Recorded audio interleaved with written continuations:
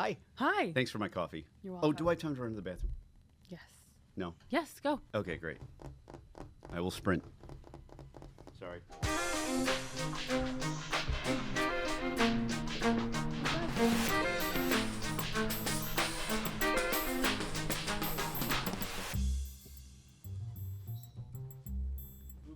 Keeper cut, Danny, going to the bathroom.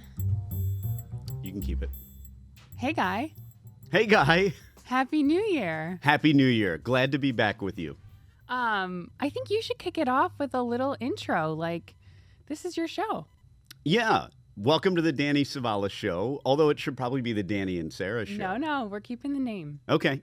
So, welcome to the show where we talk about some of the top stories in the news with a usually legal angle. I've been pretty strict about this filter, actually. Okay. There's a lot of stuff I want to talk about, but if it's not in the legal realm yet, then I'm holding back. Plus, we have like so much to talk about. This week was one of those weeks that started with thinking maybe everyone will ease back in after the holiday, and then everyone's phone exploded. This is certainly an interesting way to kick off 2026. In fact, I think it was the second or the third we woke up at your parents' house, and you hadn't even looked at your phone, and I was like, I think you need to go to work. Like, this is like so much stuff is happening. You know, in the news business, you try to be available. My mantra is be available all the time because I may not be a marquee name in criminal defense, but the one thing that TV networks know is that I will drop what I'm doing and come when they call.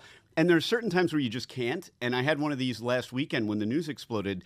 I got the call on a ski lift. I was going to say, you I can't think be you more did isolated. it from you did a pre-tape from the ski lodge, no? No, I ended up, they didn't need me from the ski lodge, but there's no more unavailability than being sitting on the middle of a ski mountain on a ski lift. You might as well be on the moon. But as it was, I was able to do all the hits they asked for. Do you know, so it though, worked out. I think people would be interested to know some of the fun places you've done hits from. You've done them from airports, which I'm not sure is completely legal. I don't think it's legal to do a hit from an airport. Although I think, in the last 5 years, attitudes have changed. Everybody's broadcasting from everywhere all the time. I know, So but I okay, don't think side of people the care. road. We've done side of the road. I've done side of the road. You've done, where else have we? We've been in some wacky places where I've been like holding a camera. Oh yeah, in Mexico at a ferry terminal. We were waiting to take a ferry to an island for a wedding, a small island. Yeah. So and I had to set up there in the ferry terminal. Fortunately, there were some CNNers there, and they were great producers. Yeah, they were terrific. With lights and everything. Lots of people holding cell phone lights on your face. Absolutely, yes. Yeah, so that's been fun. There's so much to talk about. My topics have changed like 5 times since January 1st. Of course. And I think we've kind of settled on the same things. So we'll just talk about them today. If you want to start, though. Let's talk about Nicolás Maduro, because that's what began the week, and then we'll move into the chaos of the last 24, 72 hours. Yeah.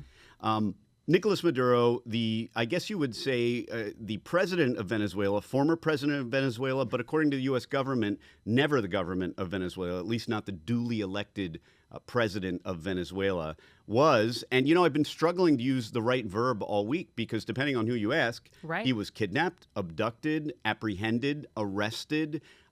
So depending on what side you view this controversy from, Nicolás Maduro was arrested and taken from his home in Venezuela, whisked back to the United States, here to New York. And in fact, when I was on the way to NBC the morning he arrived, we go by that helipad that's very close to our house. Oh, yeah. And you could see the police presence. The helicopter view of him arriving doesn't capture how many police cars and how much law enforcement was there. And then I covered it live, his arraignment from the Southern District of New York here, down in Lower Manhattan.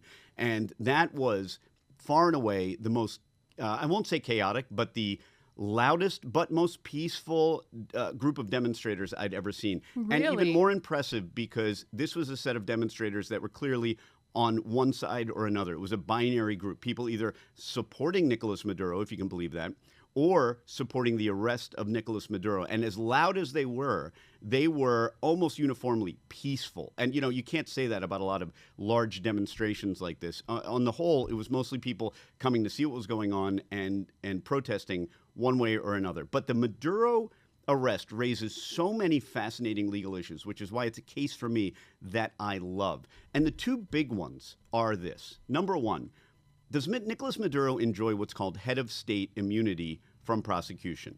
Because this case is really about two cases. It's about all the pretrial motions that are coming, and then it's the underlying case. The pretrial motions will be to dismiss for things like head of state immunity and the arrest was unlawful. Those are such novel issues, I expect they will go to the Supreme Court. However, Really? the underlying... This is going to be going on forever. A long time. The underlying criminal case, on the other hand, is actually pretty straightforward. It's a straight-up drugs and guns conspiracy. Yes, it's different because it's the president, and yes, it's different, not our president, it's the Venezuelan president, and yes, it's different because the government has to prove things that happened mostly in Venezuela over 20 years. But at its core, it's machine guns, it's conspiracy, it's drugs, it's guns. The same thing that's prosecuted thousands of times a year in both state and federal courts. And in this case, it's federal courts. You know, I think my initial thought about this from a legal perspective was,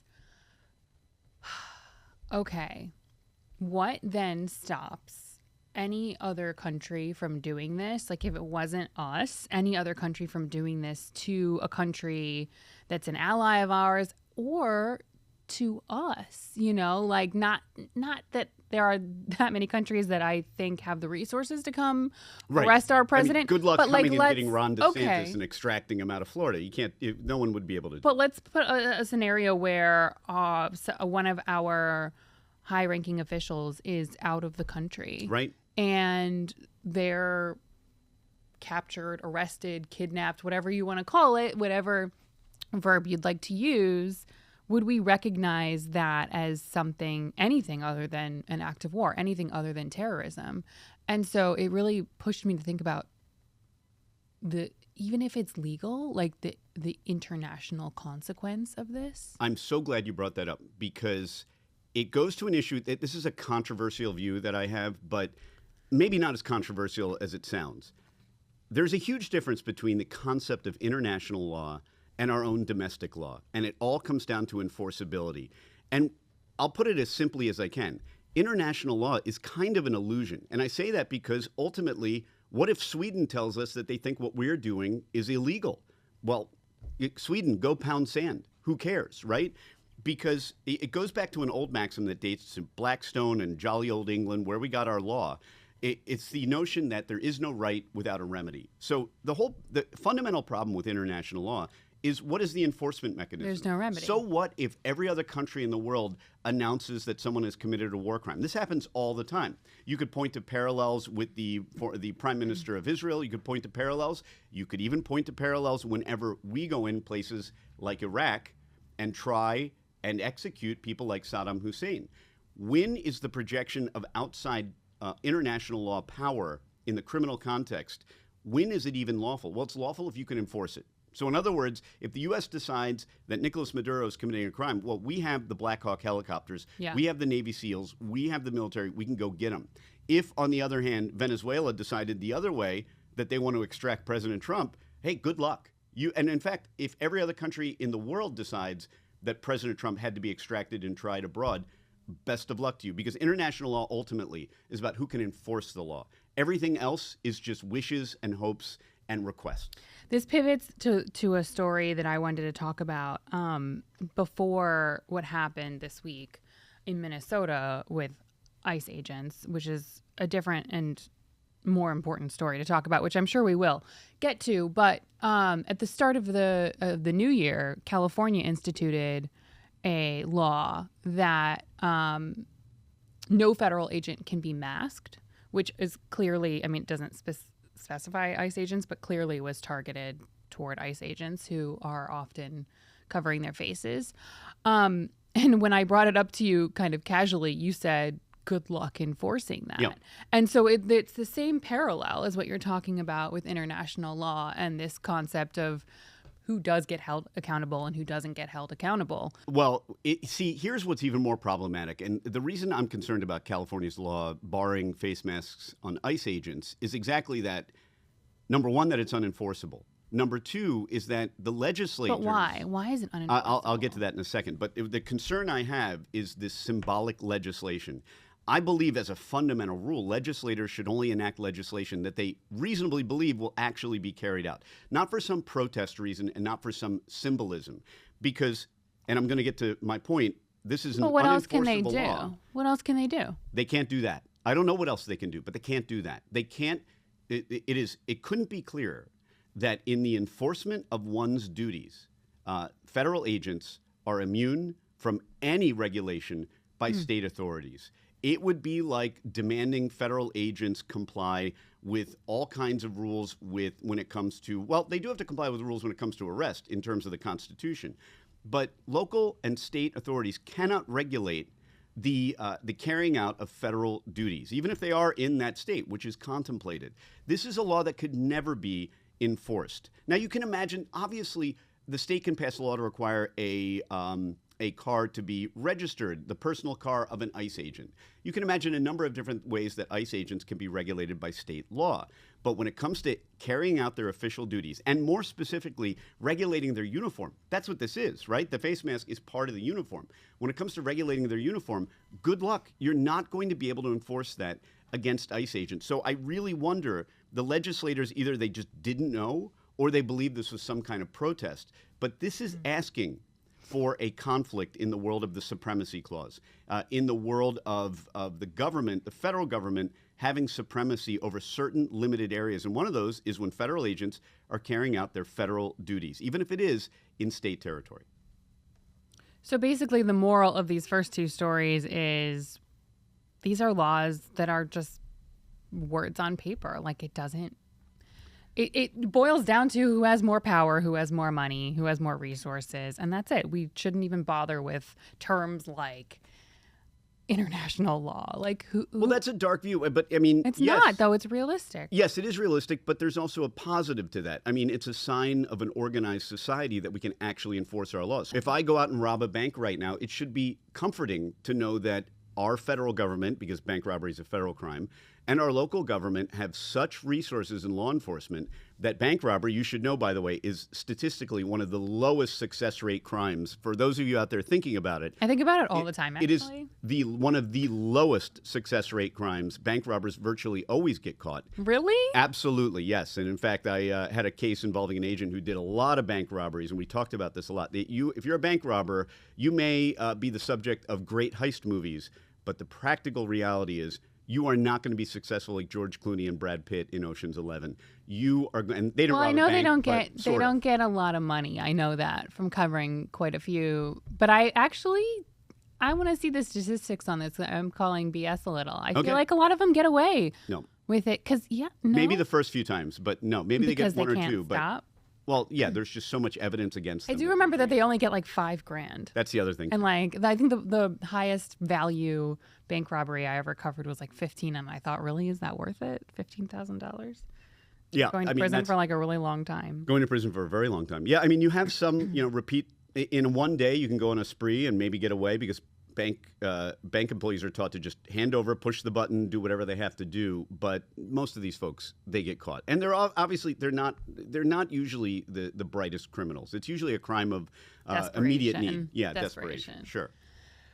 Oh, anyway, I forgot how we pivoted to that. How do we get to bank robberies? We pivoted into the idea of being able to. It's a question of whether you we said should it was have a question of confidence whether or in the not federal government that if you rob a bank that you're going to be arrested. And in some sense, the philosophy that is whoever has the most guns controls. And I know that sounds sobering and scary, but at the same time, it should be comforting. The reason that people don't rob us all the time on the streets of New York, which, by the way, they kind of did back in the 80s, but the reason that doesn't happen is that there's a powerful authority that deters that. And that, yes, the people with the most guns and the tanks make the rules and they enforce them. And I know that's not necessarily a dictatorship. This is a democracy. Well, it's technically a republic, and we enforce our rules. But if you look at it as in a worldview, we're the people with the most guns, right? Right.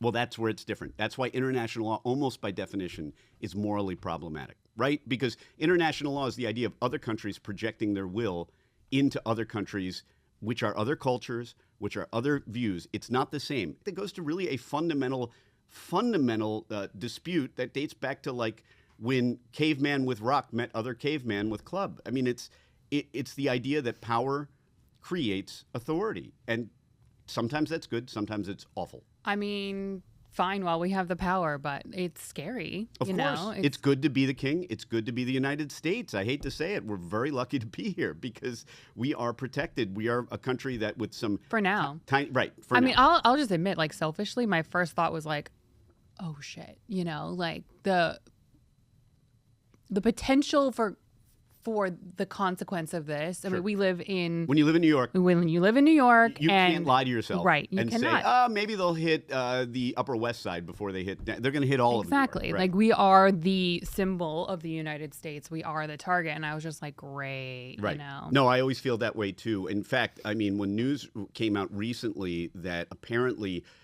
we had some Navy SEAL or some other team go to North Korea, and in a failed mission, they like shot or they killed some fishermen that were just innocent and all. I mean, my goodness, like that's the kind of thing that once it comes out, you think, oh my God, a dictator like that in North Korea might say, oh, the heck with it, I'm going to push the nuclear buttons, right? I mean, that's an invasion. Look, don't get me wrong. The idea of us going into other countries like Venezuela and extracting people scares me for the same reason it scares you. All it takes is a country to say, hey, you know, that's war. I mean, you can draw parallels. The dividing line, when you look at history, whether it's World War I or World War II, the dividing line of the good guys and the bad guys is, the bad guy is always the country doing the annexing of another country, right? Whether it's the Sudetenland, I may have pronounced that wrong. I know you're the German speaker, but anytime it's annexing new territory, you know, whether it's marching through Belgium in World War I to get to France by Germany, anytime someone goes outside their territorial borders, they're usually, for historical purposes, considered the bad guy. Okay, so in SDNY, in the courthouse, what do you think his chances are of getting this case tossed before he goes to trial? Great question, and the wording is key.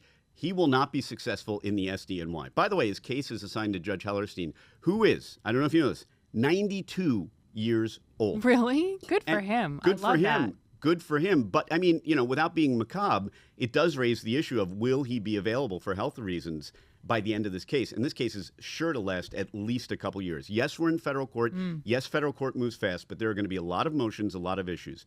My prediction is Judge Hellerstein will not dismiss this case on the inevitable motions that are coming, whether it be head of state immunity or that the unlawful arrest bars the prosecution. As an aside, this is an interesting thing. Even if a judge determines that Maduro's apprehension was unlawful according to international law, there is an line of authority, a line of case law that suggests that even if your arrest and apprehension internationally was unlawful, once the U.S. has you, it doesn't matter. They can still prosecute you. So unlike a case where... Oh, so it was successful, so it's fine? Right. Well, unlike a case out here on the U.S. highways, if you're stopped unlawfully, you can suppress all of the evidence gotten against you, or if the arrest is unlawful, you might be able to throw out the prosecution. That may not be the case when it comes to violations of international law in apprehending a suspect. And just one more thing to think about. A lot of people in the last week have been talking about, the U.S. is engaged in extraterritorial law enforcement, and that's a bad thing. I've got news for you, and my criminal defense friends out there, especially my criminal defense friends in the Virgin Islands, know this very well. The U.S. does this all the time. As we speak, there are Coast Guard cutters thousands of miles away in the open seas down near South America, intercepting boats. Although now we're blowing them up, but for decades now we've been intercepting boats filled with people who are nationals of another country who have never set foot in the United States. And we bring them back to the U.S. and we prosecute them, usually for drug trafficking. But the point is, extraterritorial jurisdiction, it's not the norm, but it's long been a part of very specific statutes. And Americans should know that Coast Guard cutters are out there right now, far, far away from home, much closer to other countries, boarding other ships, arresting foreign nationals who have never even been close to the United States, bringing them back to the U.S. and trying, prosecuting, and convicting them and imprisoning them in U.S. prisons. Mostly for drug trafficking or for human trafficking? Drug trafficking. I mean, those are the cases I've handled. Okay, what are the chances? Here's my last question on Maduro. If the case survives all the pretrial motions, which it sounds like you think it will. I do. I think, and again, Judge Hellerstein, I think, will not throw it out. And the Supreme Court is unlikely to, right? Well, that's a different question. Now, the thing is, the conservative people might say, oh, the Supreme Court's conservative, they're just going to rule in favor of Trump. I don't agree with that sentiment, although there is evidence that the majority has often ruled with Trump. The thing about conservative justices is that they actually can be quietly pro-criminal defense because they're textualists. They take the Constitution very seriously. You're right. They're law and order. But when it comes to constitutional rights... You just right off my face, which no one saw, which was like... Yeah, well, you need to look no further than the late Justice Antonin Scalia. He had several decisions that were favorable for criminal defendants, but in very specific ways. Whenever there were constitutional rights violated, when it comes to personal privacies, those are traditional core conservative values. So that's not that much of a surprise. They may otherwise be law and order, but those conservative justices might come down in favor of Maduro. So if and when, I really believe it's going to go to the Supreme Court, because when have these issues ever been litigated? Right. Let's say it survives pretrial motions and goes to court. I'm sort of imagining, like, who are the witnesses in this case? Right. Like, So, what evidence are they putting on? so you look at the indictment, you get kind of a clue. I don't know how much they're going to have in the way of The cooperating indictment's witnesses. a little weak. Yeah, well, I didn't find it to be that compelling. but the indictment isn't meant to give you a complete roadmap to the case. It's the bare bones allegation. You know this from being a I crime know, but it reporter, is one of those longer, what do they call them? Speaking indictments, where indictment, they're right. trying to really, it's a narrative. It's a story they're trying to tell. It's not Right. just the facts to get it through. They're not, for example, I think their audience is not the judge who's deciding, is there true. enough? Absolutely. Their audience is us. It's the general public. They're Especially trying to this make government. a case. Yes. And so if that's the case, then I expected more. Well, you may have expected more, I guess, spiritually, because this is a government that is big into explaining its work for the public. However, this indictment also could have been 3 pages, maybe 4 or 5. Just to give you an idea, when you look at a lot of indictments... For everybody who doesn't know, it was like 30. Right, it was 30, Yeah. which is, not the biggest. It's long. But you're right, in reading the allegations, they were kind of generalized, but they don't need to be all that specific. But I think where you're going with this, I think we agree that I think there are going to be challenges with proving a 20-year-long conspiracy. And I'm going to assume at the outset, there's going to be zero evidence that Maduro himself was handling a machine gun, zero evidence that Maduro himself was holding a kilo of cocaine. It's like a and RICO putting it case, into a right? box. They're going to have people. They're going to have to Exactly. build from the bottom. And who are the witnesses going to be? Yeah, this is my question. Look, I've handled conspiracy cases, and I have always struggled with the concept of conspiracy because the government need only prove this agreement, right? An agreement. But here's another thing we know. These agreements are never written out. I agree to traffic drugs and guns with you. So the government has to prove it almost always by circumstantial evidence. So what is that dividing line between mere awareness of criminal activity and an agreement? And even when there is an agreement, how do we know the scope of the conspiracy? Did he agree only to these drugs or these guns? And yet the government puts on these cases all the time. They And I think they're do. really difficult to defend. They're very difficult to defend in the United States, where you have witnesses Right. and evidence from the United States. Like, Right. where are the people they're going to get to flip on Maduro? Like, It's a great point. where are they going to find them? How are they going to get them here? Yeah. They can't Yeah. just issue a subpoena or go, I guess they could go pick them up, but like, how do they even know where to pick them up or who to pick up? Like, Right. I feel like if this was a meaty RICO case, there would have been a lot of other arrests, or there should be coming soon. But Well, like, there are others indicted. But yes, so I have to presume there may be some cooperating witnesses. I don't know who those would be. Maybe some intercepted communications. But, I have to believe also that Maduro follows the rules of The Godfather, which I know you haven't seen the movie, but The Godfather surrounds himself with a lot of buffers. And that's, I'm sure, what Maduro does too. The kingpins, whether they're presidents of other countries or true criminal kingpins, they know the rules. Do not be the one who is on text message, on email. By the way, famously, Donald Trump never emails, right? Right. So, but don't be the one that actually did the communicating. Don't be the one that handled the gun. Don't be the one that handled the drug. trick question, what's my favorite movie? It is The Paper, starring Michael Keaton. Okay, what's my second favorite movie? I'm out. Goodfellas. Oh, Goodfellas. Yeah, but Okay, I Goodfellas, don't- you had Yeah. the guy who flipped. You had Henry Hill. And without Henry Hill, you didn't have a case. Right. No, I agree. Who's Henry Hill in the Maduro case? Like, Right. unless maybe it's his wife, but I don't think his wife can testify against him. Well, right? there are a couple different spousal privilege rules which make generally prosecuting wives not very palatable for the government. Although they do it, I've had cases where they do it and they prosecute whole families. They don't do it very often. Right? No, exactly. Spousal privilege is a bit of a barrier. I know. Again, I rely on it. I think about that every day too. I'm sure that and robbing banks. I'm sure you do. I bet there are probably some expats or people that the government will call, but then you run into an issue of not only credibility but memory. I mean, what agreements are they going to point to from 18 years ago, 19 years ago? I mean, it's not a slam dunk case. It's not. As I said at the outset, it is a drugs and guns case, but there are challenges because it's activity that happened outside the U.S., far, far away, and who are going to be the witnesses. I agree with you. I mean, I think that everyone's focused on the pretrial stuff because, the international law aspect of it and is this legal? Are we going to face consequences for this? That's all fascinating. But, I mean, the underlying case, just to me, I was like, all of this, and I don't know, I expected a lot more evidence. But anyway, can we pivot? Yes, let's hit it. Do you want to go next or should I? Well, let's talk, I think, about if we're going in order, yesterday, or being Wednesday, was a big news day. I don't know if I broke the rule of... Because we're taping this on a Thursday morning.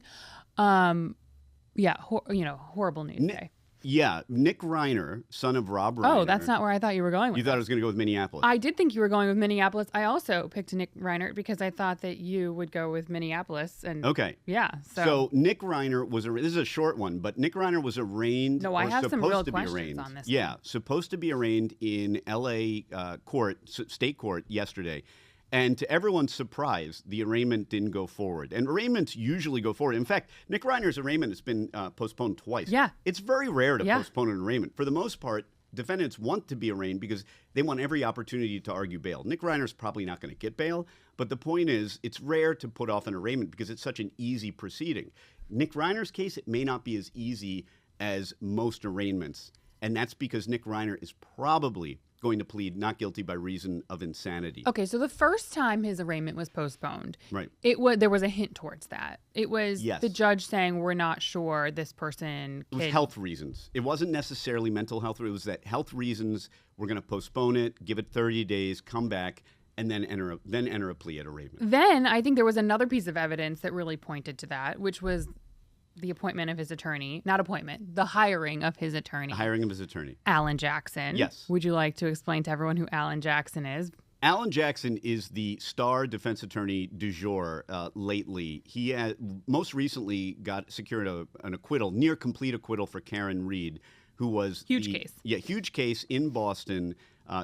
Dividing case, by the way. In our case, it was a house dividing case. And I always say that you would make a fantastic criminal defense attorney because you are willing to find the flaws in the government's case. No. Don't say I'm willing to find. No, I mean you're able. That makes it sound so bad. You're able. You're able to find in a way that I can't. I say that as a compliment. Like you find the weaknesses in a case faster than I do. So Alan Jackson, star criminal defense attorney, and I was shocked because he comes into court and all of a sudden he withdraws as counsel. So why? And then here's another key fact.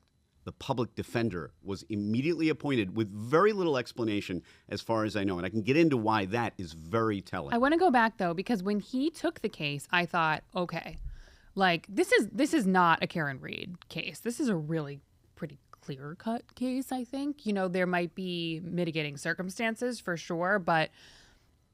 Can I agree with you? Yeah. I mean, it's not a Karen Reed. It's not a whether and there's no guesswork about how these two people died. We don't have a lot of evidence that's been reported yet, but here's a key piece of evidence. Within hours, Nick Reiner was the only suspect. So that tells me that when the evidence comes out, we're going to find that this was a crime that was not covered up very well at all. When Alan Jackson took it, I thought, wow, to me it signaled this kid might actually be really sick, for Alan Jackson, who is as you said, he's the star attorney of our time right now.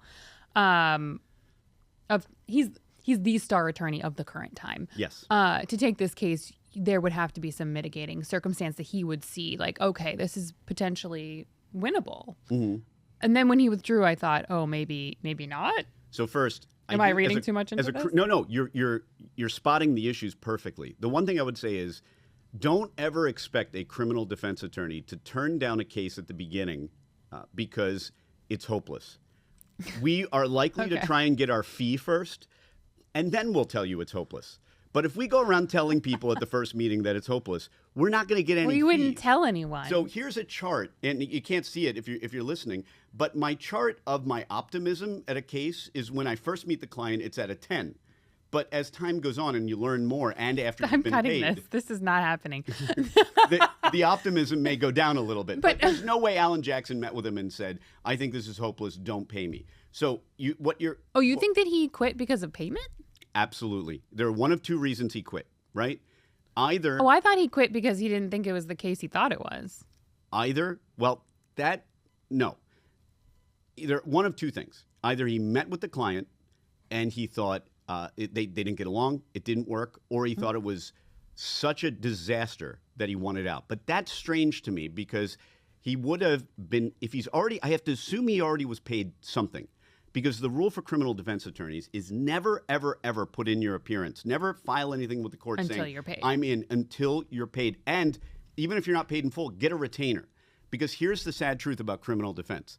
These are criminals. So if there's anything left on the invoice, if they owe money, a lot of times criminals are the folks who are not likely to pay up. So you get your money up front. That's why I was very surprised that Alan Jackson withdrew. So I think it can boil down to one of two things. Either some fundamental disagreement on the direction of the case, which falls into the basket that you just said.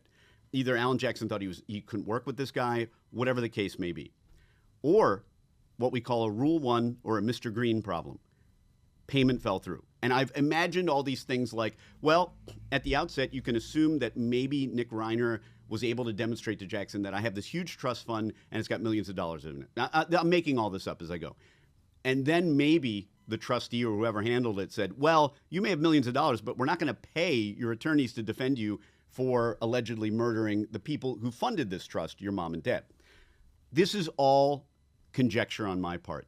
But I suspect the payment fell through, and the fact, and I said I would come back to this, the fact that the public defender was appointed with no fanfare immediately, criminal defense attorneys out there have to be thinking the same thing I am. You cannot go into court and just say, I want out as an attorney. Can you just appoint the public defender? Most judges will not have that. But I do know there was an in-chambers conversation before this happened. So presumably that was explained to the judge, hopefully on the record. And that's why it seems so amazing to me that the PD was appointed so quickly and so easily. But here's the thing. I've seen in open court judges say, I don't care that you didn't get paid. You entered your appearance. We're not letting this guy go pro se. You're in for a penny, in for a pound. You're in the case, and you can't get out. Criminal defense attorneys will tell you, it is really hard to get out of a case after you've entered your appearance. So I am really curious. We'll probably never find out exactly what happened, but I was very surprised that Alan Jackson withdrew. I was really surprised, too, and it makes me wonder, like, what is actually the standard for a not guilty plea by insanity? Like, what... you could probably make the argument that anybody who kills somebody else intentionally has some level of mental illness, is suffering from something. Right. So, like, how bad does it have to be? The insanity defense is fascinating because in 2025, we are still using a standard that dates back to the 1700s for our test for insanity. It's called the Minneapolis rule. And believe it or not, with all the advances in psychiatry and psychology and our understanding of mental illness and drug addiction, we're still using a test that predates the automobile, electricity, things like that. And the test is this. And that is so on brand for our justice system. Can I just say that is just so not surprising. Here is the California test. The defendant is not guilty by reason of insanity if he either did not understand the nature and consequences. Nature and consequences is a very rare application of insanity. It means that you essentially swung a baseball bat at someone's head, but you thought it was an orange or a softball. That doesn't happen very often. It can, but it doesn't happen very often. The other one is the controversial one.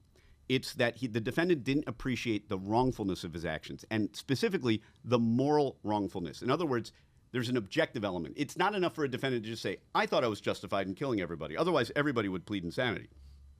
Instead, on some level, the defendant has to be unaware that society deems what he's doing to be wrong. So any effort to evade, any effort to cover up, all of that works against an insanity defense. And by the way, that kind of may work for Nick Reiner because it doesn't appear he made really any efforts to flee other than leaving the scene.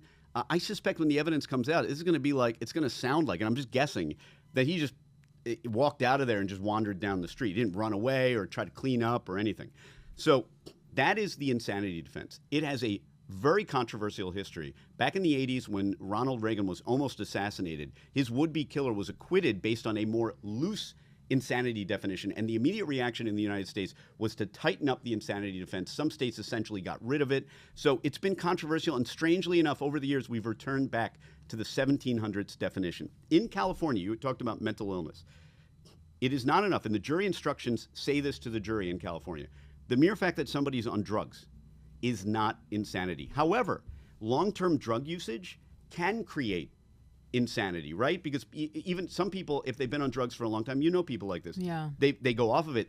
What's left is mental illness. Right. And the mere fact that someone suffers from mental illness alone is not enough for insanity. You need usually always expert testimony to say, at the time of the crime, the defendant either didn't appreciate the nature and consequences or he didn't appreciate the moral wrongfulness of what he did. Again, that's some more guidance, but ultimately, is it really any guidance? Because who can say two cases of insanity are exactly the same? No, I mean, they're all different. Well, no two cases of anything are exactly the same. That's what makes this all right. Fascinating. All right, what's your last story? It's got to be Minneapolis, right? I mean, what else could it be? Minneapolis is, on Wednesday, ICE agents shot and killed a woman. I don't know if she was a protester. Facts are still coming out.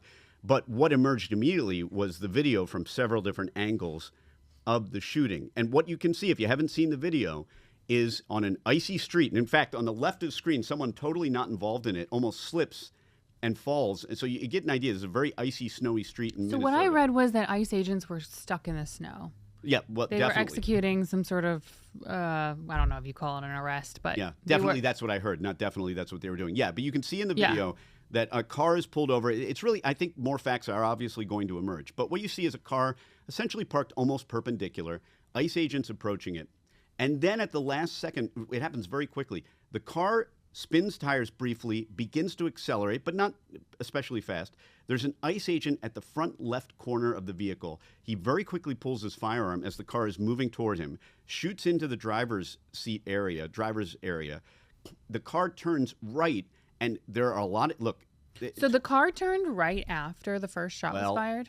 I thought the tires turned. That's why this is a Rorschach test. This is a classic Rorschach test. The tires turned before the first shot was fired. I've watched it several times, and I can see why people on both sides are saying the car rammed him or the car was trying to get away. But here's the thing. There are a couple legal issues involved here. The two big ones are this. Number one, goes back to what we talked about earlier. Do ICE agents have immunity for using deadly force, justified deadly force? Well, first, was this a justified use of force?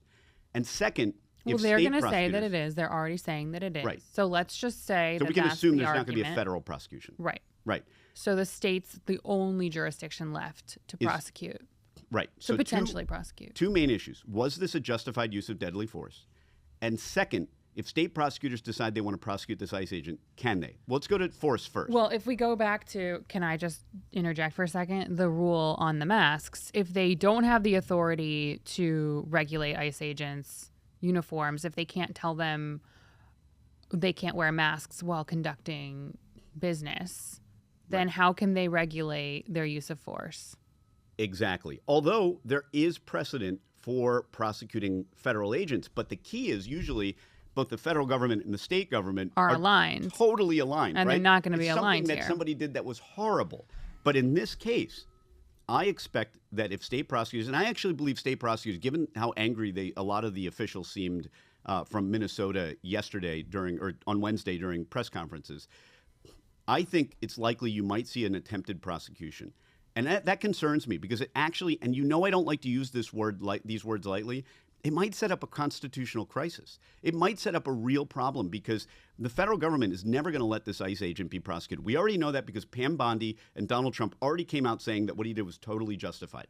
So they're never going to let Minneapolis or Minnesota law enforcement get this guy. Well, how are they going to stop him? That's the constitutional crisis.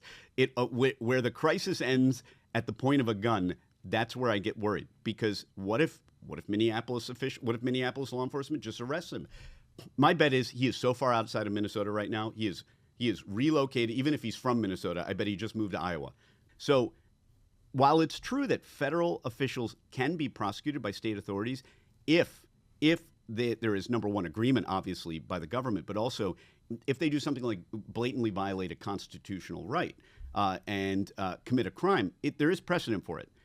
But I don't see that happening here because the federal government's going to say, no way, he's immune, everything he did was justified. And that brings us to, was this a justified use of deadly force?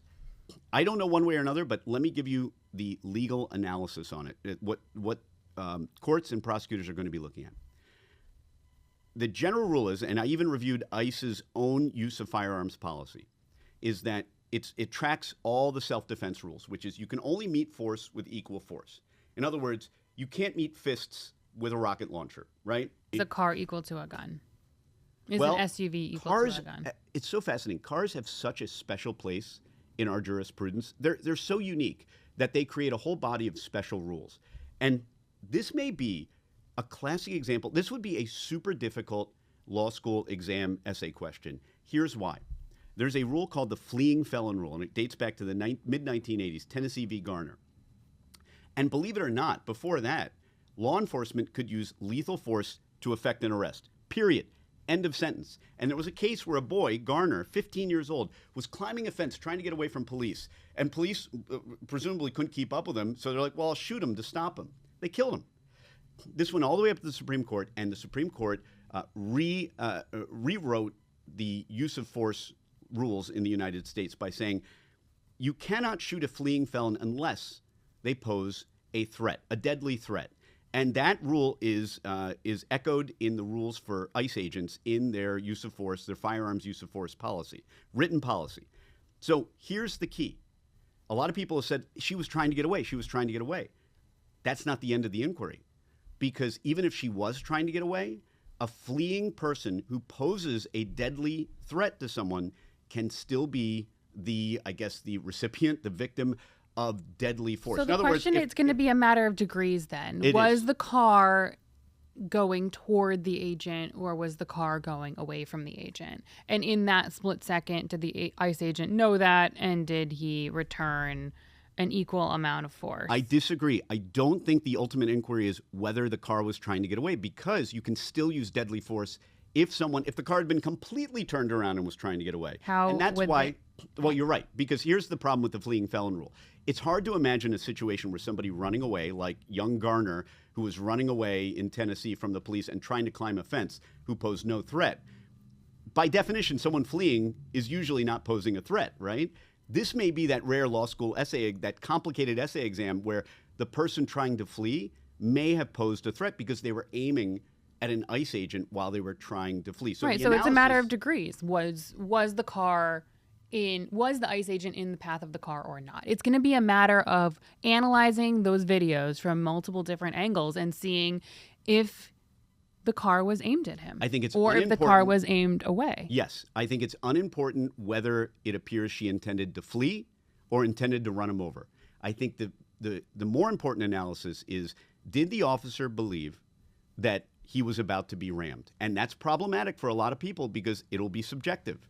Here are some factors I think will play in. How icy the street was, right? If this was dry road, the ICE agent might have been thinking, oh, I can move out of the way. Maybe he couldn't move out of the way. And by the way, here's another rule when it comes to deadly force. And for all the people who've been slowing down the video and putting it on slow motion and hyper-analyzing it, that's all helpful, but it is not the standard we use to determine whether or not that officer properly used deadly force. Because one of the fundamental rules is we don't Monday morning quarterback uses of force. We don't use the benefit of hindsight. We have to look at the situation through the officer's eyes at the time the deadly force was used. Exactly. That justifies so many wrongful killings. Like, I could course. just say, oh, I just always believed I was in danger. Of course, but you have to. Even but if it was self-defense- unrealistic. You're right. All I can tell you is self-defense is an affirmative defense. Usually, it requires some proof by the defendant, so there is a burden there. Although in some cases, in some states, the burden is on the prosecution to disprove self-defense, which is kind of a weird meta thing to try and prove. But the defendant or the ICE agent, you're right, by articulating and could he fabricate? Yeah, sure. Can he? Let's not say fabricate. Could he instead stretch, which is really what most of us do? Most of us don't think of ourselves as people as lying. When you see people arguing in court or anything like that, No, but they it's not lying, convince it's themselves. stretching. They convince themselves They're of a advocating. new reality. Exactly. And then, yeah. Right, Because and they're so- looking at, obviously, self-preservation. So if I'm that ICE agent, I say this ground was icy. Look, you can see in the video other people actually slipping at the exact same time who are not even involved in this. It's slippery. I couldn't move. The car was moving towards me. It actually clipped me because according to some reports and the one angle of the video, it looks like it did clip him. If it clipped him, to me, probably it's game over. And I would expect that state prosecutors may not even end up charging him because of that. If it made contact with him, you've got a very strong case for use of deadly force because cars are deadly. And it doesn't matter, even if it's known, even if she had held up a placard saying, I am trying to get away. Under Supreme Court precedent, Tennessee v. Garner, the fleeing felon rule, even holding up a sign saying, I'm trying to escape, if you pose a threat to someone during your escape, then they can use deadly force. Can I give you my prediction of what's going to happen? Yeah. I think You're usually that right. the Trump administration is going to put him into some equivalent of witness protection. They're going to disappear this guy. Yeah, probably. I think the Minnesota prosecutors are going to indict him. And I think it'll end there because I think they'll never find him. No. They'll never be able to arrest him. No, because an indictment in Minnesota, right? An indictment in Minnesota would go into NCIC, and so there would be an open. Yeah, anytime but you got- how do there'd be an open you? warrant for him Okay, everywhere. So First the of all, they're police in going to Idaho change his would have- name. They're going to witness protection this guy. They're going to change his identity. wow. I do think that's what's going to Wow, happen. I And love then these theories. I love. I this. think they're I going love to this. totally change his identity. They're going to disappear him. Oh wow. And then and also doesn't when you're extradited from one state to another, doesn't it involve federal authorities? No, it It does doesn't? not. No, it doesn't at all. Sometimes, no, it does not. And a good example, Luigi Mangione, I believe, was completely extracted from Pennsylvania to Just from New York, states through working yes, together? through interstate. So then I guess cooperation, it as far as I depends. know. They're going to But put you're him right. in a red state Florida. that's never going to cooperate with Minnesota, and that's just it's going to end there. Actually, no, and I'll tell you why. It is a constitutional requirement for governors to extradite. A requirement. They must extradite. So a governor really can't constitutionally, and I know what you're probably going to say next is someone like Ron DeSantis will Does say, not care. I don't care. He's going to say, I'll do what I want. By the way, he does you it know, all the time. one of the things this administration is amazing at is finding the rules that have no remedy. The theme of this episode is that if there's no enforcement, there's no remedy, then the laws don't matter. There is, And according to Blackstone, therefore, whoever's in charge, whoever has the most money, whoever has the most guns, can pick and choose which laws matter. I think we agree, but I would say that there are sometimes benefits to that. And we look outside at these giant buildings in this civilization, which, as much as you may not like to hear it, was built by people who had the most guns and the most money and probably a lot of real SOBs. I don't know if I can say that, but I think you already cursed. So I did. I said shit a couple of times because I it's feel like the outrageous. shit is raining down on us. Well, you just In aren't we A. now in R rating as like- opposed to PG-13? Karma is coming toward us. That's my fear. I worry about that too. Living in Like New York, the- I worry about that. But Just in general as a society. Holy shit. Anyway. wow, do we have to go back and clean those up? And I mean, I'll think about it. is that it for the show? Yeah, I'm speechless at this moment. Well, if we're We're speechless, lawless now. The lawless 2026 United States of America. if you're speechless, we've speeched everything we can speech. Nice to see you. Nice to see you too. See you at dinner.